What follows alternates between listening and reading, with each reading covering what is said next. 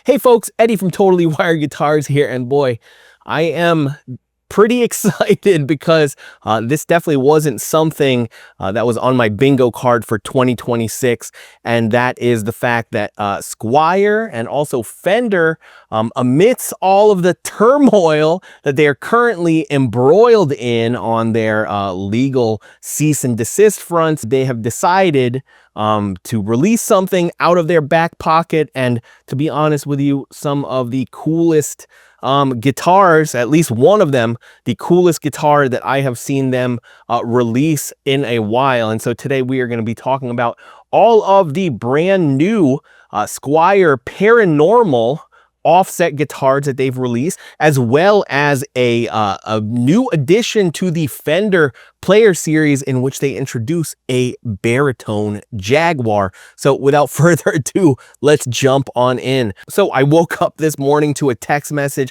from a friend of mine who was a fellow member over at offsetguitars.com. Shout outs to the volume control over at OSG. And he dropped me a screenshot of one of these, and I could not believe my eyes. I never thought we'd see the day that Fender would release something like this. And before we even dive into the specs, let's go ahead and see what we can recognize that they've put into this super Frankenstein offset. So based on the image alone here, I am seeing an electric 12 body, as well as an electric 12 pick guard and pickups, those split coil pickups that are commonly found on electric 12s, as well as the Mustang bass. It looks like we've also got the 4-way rotary switch commonly found on electric 12s, which gives you the bridge, both pickups in phase and parallel, and then your neck pickup, and then usually it is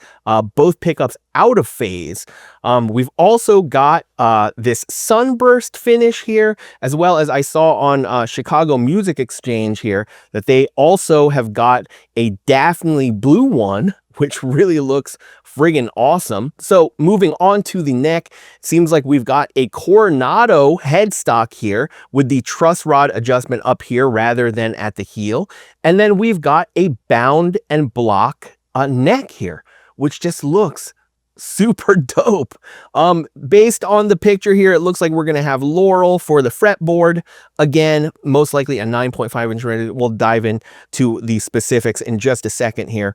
But rather than the typical hardtail bridge that we have on an electric 12, they've decided to put a Mustang vibrato on here, which is actually pretty cool, and I feel like doesn't really mess too much with the overall aesthetics of the original electric 12. So I really think that that is a smart and classy looking decision here. So we've also got what looks like the same bridge that we typically get on our classic vibe Squier offsets, which is the 9.5-inch radius Mustang bridge. And then we've got witch hat knobs and an electric 12 plate here. So that is really, really fascinating. Now, let's take a look at a few more picks. If we zoom in here, it's looking like we're going to get a... that's a pretty pale neck, and it almost looks like a satin finish rather than a high gloss one like we got on the Paranormal offset Telecaster. And the grain on this wood actually looks not bad. Not bad at all. Now, we've got our headstock again here. And it looks like they've had this in their back pocket since 2025. At first, I was wondering if this was some kind of emergency release for Fender to try to dig themselves out of the friggin' hole that they put themselves in. But it looks like this is definitely something that they've had in the back pocket now for a while. And there is a close-up of the body. And boy, I mean, even as a modding platform, this is going to be a really, really cool guitar. I like both the Sunburst as well as this Daphne blue one. I'm hoping Zounds also eventually has the Daphne blue one, because that is just a really, really striking overall aesthetic to me. Now let's go ahead and dive in, see what they say this thing's got. So it looks like They're calling them Mustang bass Alnico pickups guitar spec for fat, punchy vintage tone. A four-way rotary switch, which is exactly what I said. It does both the in-phase and out-of-phase, as well as your independent bridge and neck positions. Now, this is surprising. We haven't seen this in a while. It is not a 24-inch scale guitar, but instead it is a 24.75-inch scale. So they are, treading onto Gibson territory. I haven't really seen this since the Tornado and also the Cyclones. So that is cool to see. Again, Mustang tremolo, Coronado-inspired headstock, electric 12 style control plate, and this has a slim C neck shape, so that is cool, because a lot of the necks I feel like that Fender and Squier have been releasing have been more on the medium and fuller side, and yes, indeed, like we said, bound Indian Laurel fretboard with perloid block inlays. And I'm assuming that these are going to be the same type of tuning machines that we typically get on our classic vibe models. Now, moving further into the specs, it's looking like the body is made of Nyato. I'm not super familiar with that body wood. For me, it's confusing why they would go with that over the poplar that they've been using, but I can only assume, knowing Fender, that most likely it is a cheaper wood to use. So we've got a gloss polyurethane body finish, and it just says neck maple. Doesn't tell us what kind of finish is on the neck. So I'm going to assume that that is a satin polyurethane finish. It comes with 9 to 42 gauge strings. A little silly. I always think that that's kind of silly that they do that, especially on a shorter scale guitar. Like, at least give us 10s. Why? And then we've got a 42 millimeter standard 1.65 inch nut width, and that's pretty much it. I mean, I am kind of excited for this. I definitely am not going to be buying this directly from Fender, because they are still steeped in the shit that they're in. But, Zounds, and I don't know when Zounds bought these things or when Chicago Music Exchange bought these things, but Fender already got their money. So I honestly cannot wait to get my hands on this, to try it out. It looks like a very, very unique and exciting offering, no doubt. Moving right along, this is another unexpected one, because I know that a lot of folks have been hoping for a Squier or Fender baritone offset to come out, and it looks like they've finally listened, because now we've got a Squier Paranormal 3 Baritone Jazzmaster. Now, this is an HH configuration, which is not my favorite. I just am really not a big humbucker guy, but this looks pretty dope, especially with that black matching headstock here. It looks like in addition to our humbuckers, that we've got most likely a 3-way toggle switch. We've got a hardtail configuration here with a tune-o-matic bridge, and we've got our witch hat knobs. This also looks like it's got a satin urethane finish on it. And I'm wondering if that is just going to be across the board with this entire series, even on the ones that aren't offset guitars. But yeah, I mean, a black offset baritone, sign me up. This looks friggin' dope. So as we dive into the actual specs here, it looks like this is a 27-inch baritone guitar. It's got that 3-way toggle switch, as I said, with the adjust-o-matic bridge and stop bar tailpiece. And it says that the 3-way toggle switch navigates between bridge, both neck humbucker voicings for versatile low tune tonal options. So there is no there's no split coil or anything. And I was right. This one, they actually do mention that it is a satin urethane neck. Now, continuing down with the features, we've got that 27-inch baritone scale. Again, these are Fender designed Alnico humbucking pickups for powerful output, so they're most likely going to be pretty hot. And then this one also has a slim C-shaped neck. So I am looking forward to testing what that feels like. This one comes in an additional color, a seafoam green, which looks equally dope, if not cooler in a way, depending on what your taste is. But I do like a blacked out offset, but this looks really nice too. And we haven't seen seafoam green in a hot second. I feel like, when's the last time we saw seafoam green, and a proper seafoam green at that? I feel like it might have been the 40th anniversary Squier Jazzmaster, the ones with the maple necks. So yeah, that is really, really cool. If I can convince Zounds to send these to me for review, you better believe they are definitely going to be on this channel with our typical demos and deep dives and whatnot.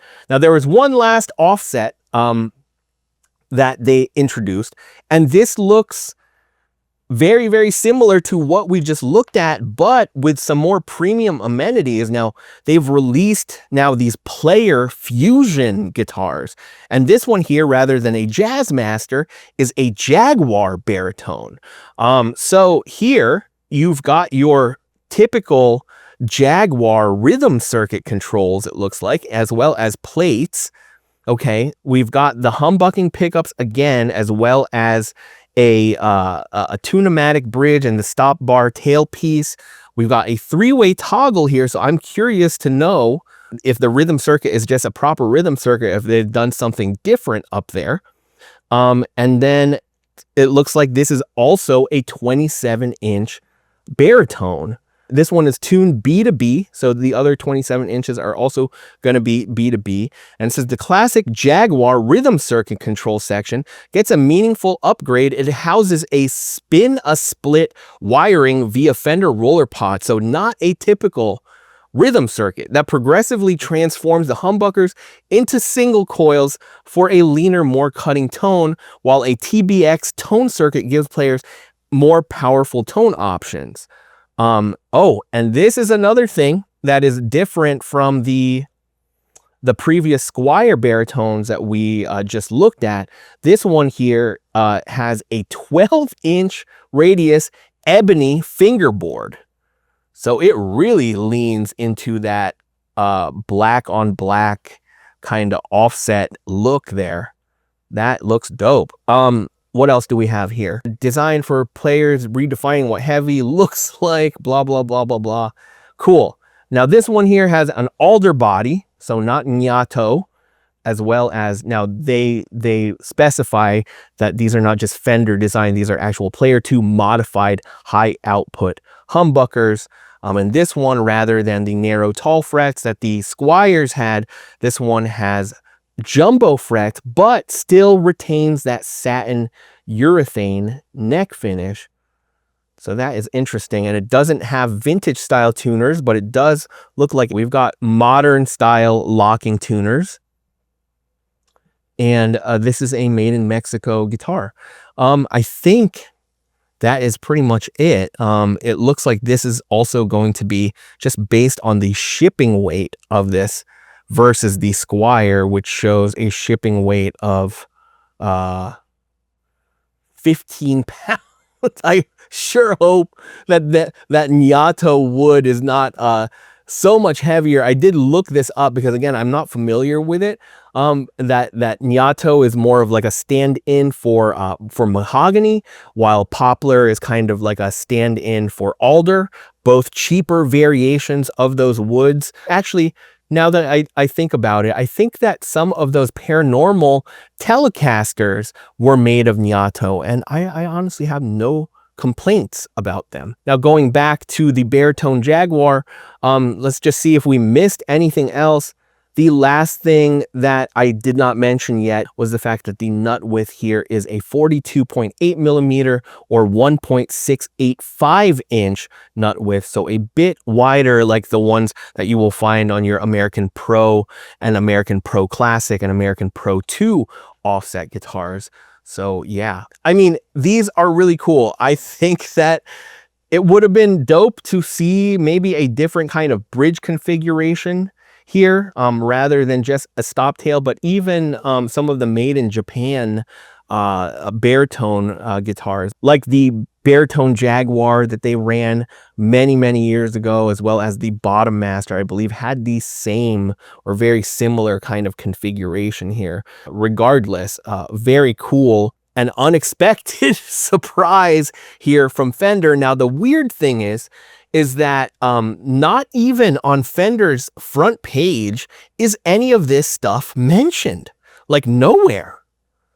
So again, I do not know if this is a strategic kind of quietly releasing these things and maybe hoping to lean more into the promotion of these after they get to the other side, or maybe reform themselves with regards to this whole cease and desist thing that they are stupidly doing. I don't know. That it doesn't make sense that on launch day, and this is something that just started to make articles online, and I've seen some accounts on social start to post about these, but nowhere here, not even as we kind of scroll through here, not even like after hovering over the Squier tab here, is it showing any of these new guitars.